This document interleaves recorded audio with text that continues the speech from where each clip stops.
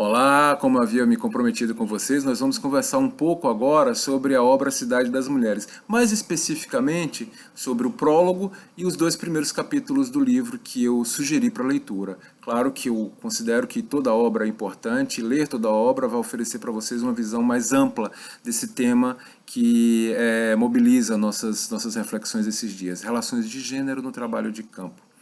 Nos primeiros movimentos, nos primeiros parágrafos do prólogo, nós vamos encontrar referências ao momento histórico que o trabalho foi feito. Ela mostra que a pesquisa de campo foi feita entre os anos de 1938 e 1939, e em seguida ela apresenta as redes de pesquisadores com os quais ela teve que contar para estar aqui. Além de Ruth Benedict, que era sua orientadora, e Franz Boas, que era, digamos assim, o grande mentor intelectual dos antropólogos norte-americanos do contexto dessa época, a gente vai encontrar ali uma menção ao nome de Robert Park. Eu havia falado sobre a importância de Robert Park na Escola de Chicago, como um fundador da Escola de Chicago, e como alguém que estava muito entusiasmado com os estudos no espaço urbano, né? A cidade como um fenômeno digno de alguma atenção da pesquisa social, sobretudo, né?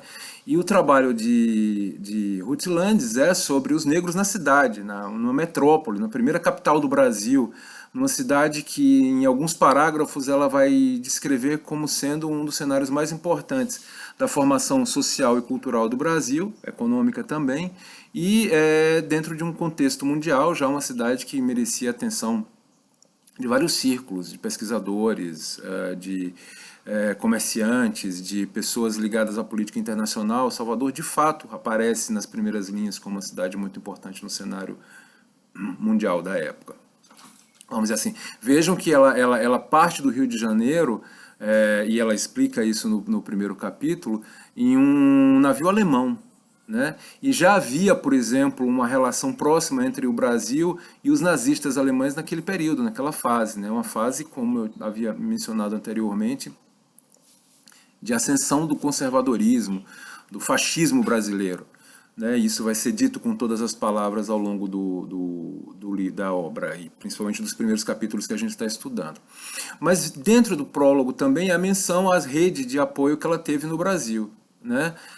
Figuras importantes, dentre as quais se destaca, evidentemente, Edson Carneiro, que vai ser anunciado como o grande interlocutor dela em Salvador no período que ela está.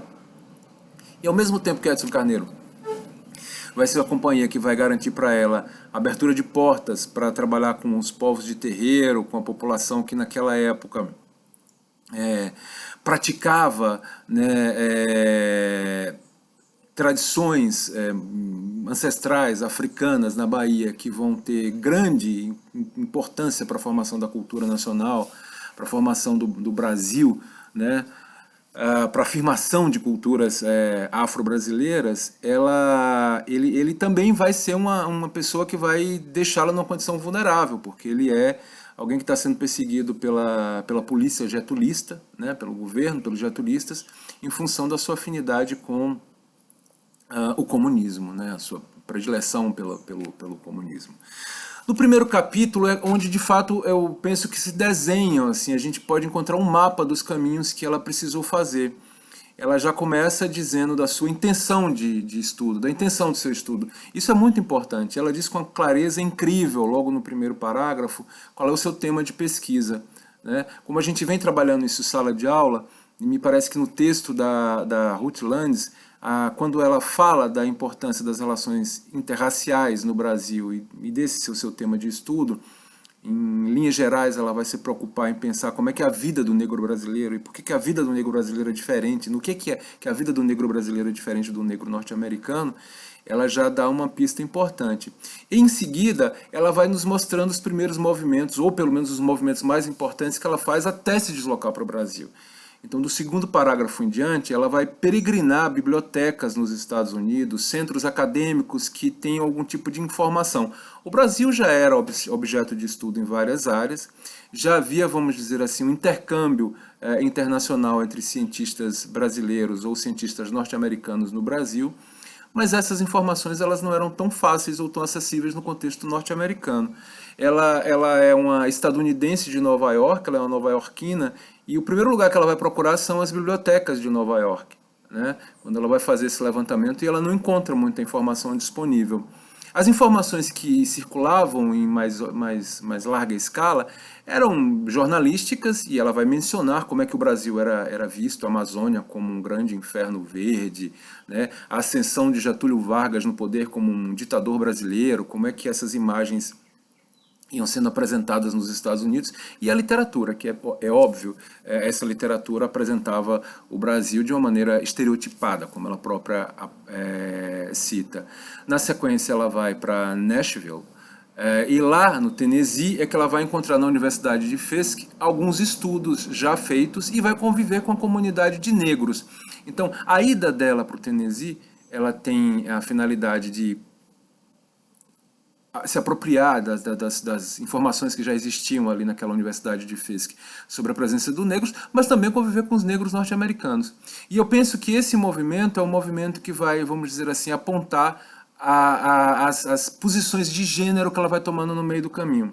Anteriormente, ela disse que para chegar no Rio de Janeiro, ela precisou ser instruída, né? Precisou receber instruções de jovens senhoras para se comportar em países latino-americanos. Isso está no segundo parágrafo, logo no segundo parágrafo da primeira parte. Lá no Tennessee, há uma lição que ela vai aprender com os negros, que ali ela não deve se comportar como uma igual, mas como uma patroa bem educada, né? No contexto norte-americano, querer forjar uma situação de igualdade racial seria motivo de desconfiança entre os negros do sul dos Estados Unidos. Então era melhor que ela se comportasse como uma patroa branca, bem educada, que isso soaria melhor e certamente daria condições melhores de trabalho ali naquele contexto, que é o primeiro laboratório dela.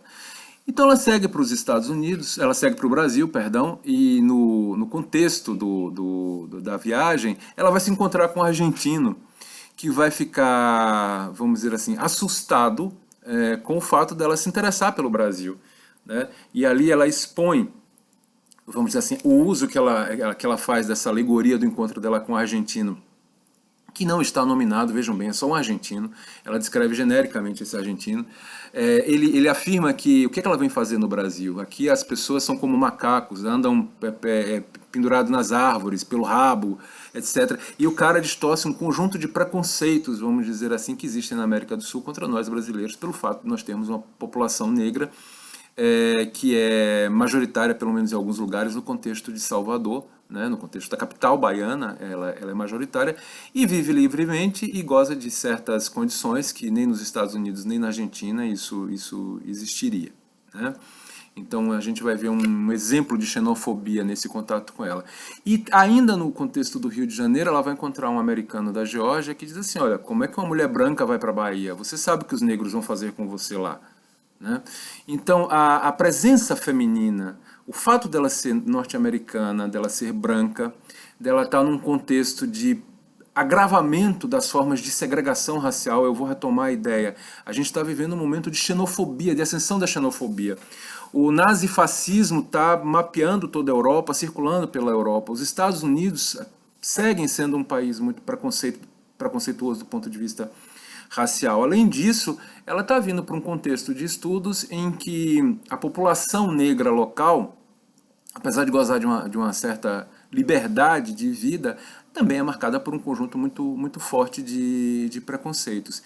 E ela vai dizer que, para chegar no Brasil, o que fez com que ela tivesse algum tipo de respeitabilidade, sendo mulher, sendo estrangeira, sendo branca, foi o fato de ser cientista.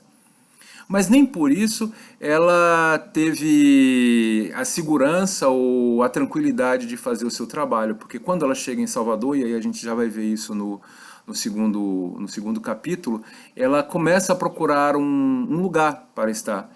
E ela vai dizer que ser uma mulher norte-americana, moderna, branca, vai ser muito difícil para ela, porque ela vai ter que lidar certamente com as próprias limitações que ela tem do contexto específico de Salvador, mas ela vai ser dificilmente aceitada. Tem um episódio que é quase anedótico, né? Ela compra aqueles sapatos, né? E usa aquele sapato de couro com veludo e vai para as ruas, e uma outra mulher muito bem vestida olha para os pés dela e dá um grito, e ela sai, corre assustada. Depois ela mesma revela no texto, de que descobriu que aquela mulher era uma prostituta e que temia que ela fosse uma prostituta também, que estivesse ali disputando espaço com ela. É uma anedota, mas não deixa de ser uma alegoria sobre essa condição de mulher.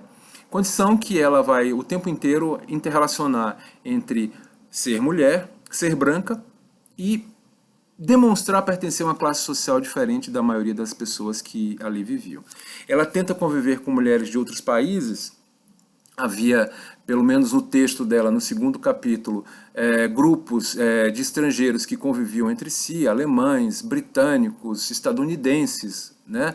Ela frequenta a casa de um cônsul e ela vai ter dificuldades de se integrar a esses grupos, primeiro porque ela é uma mulher solteira, e ela poderia ser vista como uma ameaça, principalmente pelas mulheres casadas, né? Segundo, pelas próprias intolerâncias que circulavam dentro desses grupos e com as quais ela não se identificava, obviamente, isso está dito no texto, né? E dessa intranquilidade ela segue rumo ao encontro com Edson Carneiro. E o encontro com Edson Carneiro vai ser marcado por uma dupla questão. De um lado, né, ou tripla questão, pensando melhor, né? De um lado, ele é um intelectual que já tem uma produção muito grande, muito significativa, tanto para a sua idade quanto para a época, sobre a presença do negro na Bahia, né? Então é uma espécie de pacto intelectual, né, entre os dois ali, e esse pacto ele vai influenciar inclusive a própria condução da obra. Cidade das Mulheres, ela vai ser uma obra que vai ser muito influenciada. Não se esqueçam de que o tradutor desse livro, o responsável pela publicação desse livro no Brasil, foi o próprio Edson Carneiro, né? Ele foi uma figura chave para uma série de coisas. Para fazer essa obra tornar-se possível, ele foi fundamental. A outra questão é de que ele vai abrir as portas para o trabalho de campo da Ruth Landes. E aí há uma importância muito grande. Às vezes, tanto quanto os nossos interlocutores de base, aquelas pessoas que constituem o grupo que nós pesquisamos, as pessoas que também pesquisam sobre isso abrem caminho para nós. É aí que se estabelecem certos nós dessas redes intelectuais que tornam possíveis o trabalho de uma pesquisa. E falando de desenvolvimento metodológico, Edson Carneiro influencia tanto na escolha que ela vai fazer por conceitos, quanto a escolha que ela vai fazer por lugares e pessoas com as quais ela vai conviver durante esse período, né?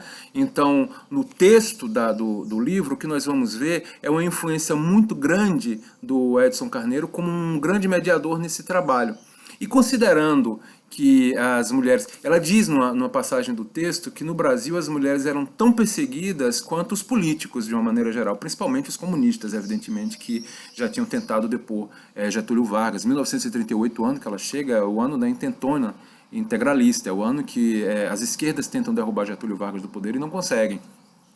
Então, as mulheres eram muito perseguidas nesse contexto, e a figura de Edson Carneiro vai ser uma figura que, em alguma medida, vai garantir a presença de um homem. Ela vai ter um homem ao lado dela, né, fazendo esse trabalho, o que, no contexto machista da época, era uma alternativa possível, mas, por outro lado, o fato desse homem ser negro e ser comunista vai deixá-la também numa situação muito difícil. Então, nesse caminho que a gente enxerga entre o prólogo, o primeiro e o segundo capítulo, nós vamos ver um conjunto de condições que, em alguma medida, tornam mais problemática a relação dela sendo mulher em campo do que certamente um homem que goza de certos prestígios ou de que corresponde a certos padrões raciais, heteronormativos, não só daquele tempo, como o tempo de hoje. A gente vive ainda num ambiente em ambientes muito machistas de pesquisa, né? Em ambientes muito marcados por uma certa polícia de gênero, por uma certa patrulha racial também, e isso vai definitivamente marcar essa discussão que a gente pode tirar da obra lida. Eu espero que vocês assistam o filme Cidade das Mulheres e que vocês produzam um pequeno texto em que vocês reflitam sobre as relações de gênero e o trabalho de campo, à luz das reflexões que nós fizemos até aqui, mas evidentemente tragam isso para o momento em que nós vivemos no Brasil. Será que, afinal de contas, ser homem ou ser mulher faz a diferença no trabalho de campo? Quais são as dificuldades que nós encontramos quando nós não correspondemos aos padrões de gênero vigentes e que normatizam as nossas relações sociais de uma maneira geral, também como pesquisadores? Um abraço e eu desejo para vocês uma boa quarentena.